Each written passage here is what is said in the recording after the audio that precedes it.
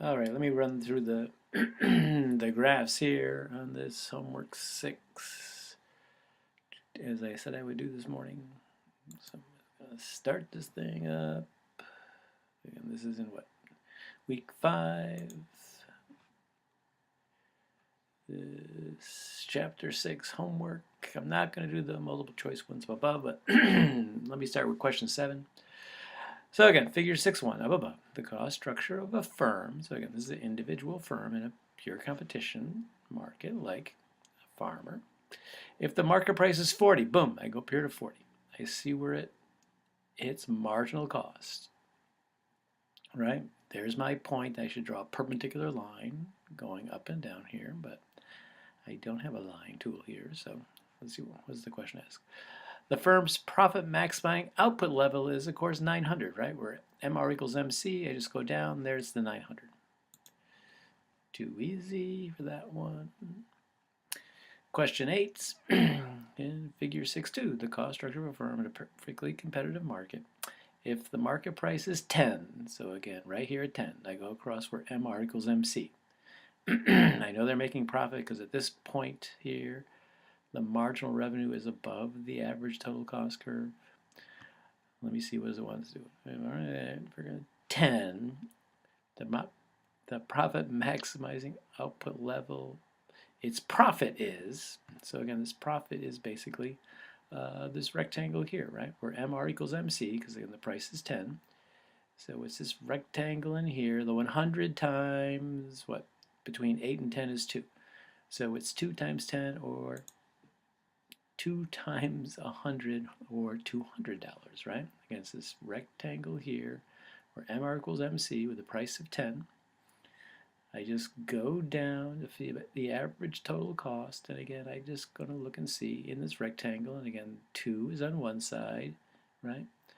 And 100 on the other side, so 2 times 100 is 200.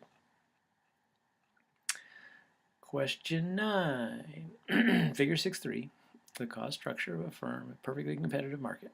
If the market price is 3, this is bad news, right? And if I go, the market price is 3, that's my marginal revenue. It's really my price, 2. Where it meets MC, it's way below the average, the average total cost and the average variable cost curve, right? Its profit is, so again, this is a negative profit, right? On this one, it's basically my total revenue, which is again 3 times this 100 is my total revenue, right? Price of 3, which is 300, minus my total cost, which is this, what?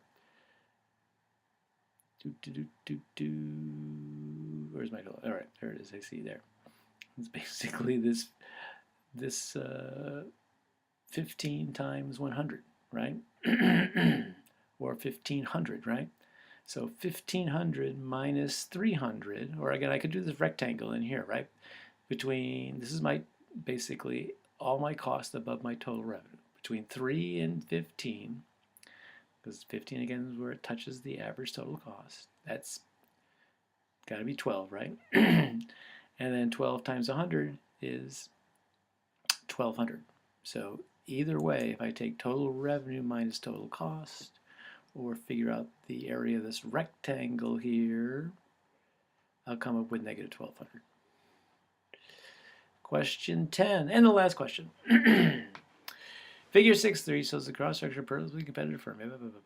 The market price is 3. Again, this is a bad choice. And the firm is currently producing 100 units. Again, that's the profit maximizing quantity. And it's a minus 1200, right? If the firm produces 0 units in the short run, it will reduce its economic cost by how much? Actually, it's going to reduce its economic cost by this rectangle here, actually, because it doesn't have to pay its variable costs, right? All it's got to do is pay its fixed costs. So remember, the one up above, our profit is negative 1200.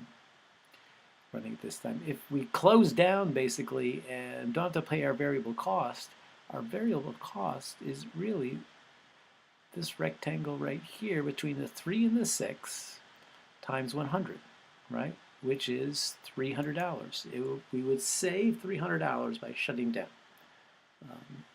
This is a kind of a tricky question. I probably wouldn't ask this question on the midterm; it'd be too unfair. But it's fair here because I'm doing it for you.